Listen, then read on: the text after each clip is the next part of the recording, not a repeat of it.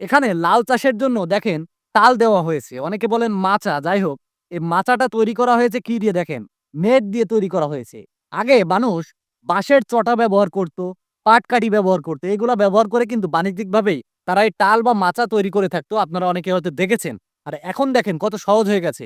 এই নেটগুলা বাজারে কিনতে পাওয়া যায়। বাজার থেকে এই নেটগুলা কিনে এনে সমস্ত মাথায় কিন্তু এগুলা বেঁধে দেওয়া হয়েছে। এগুলা ভালো মজবুত। লাউ ওঠার পরে, লাউ ধরার পরে এগুলা কিন্তু ছিঁড়ে পড়ে যাবে না। তার আরেকটা কারণ, নিচেই দেখেন কি সুন্দরভাবে মোটা দড়ি দিয়ে বেঁধে দেওয়া হয়েছে।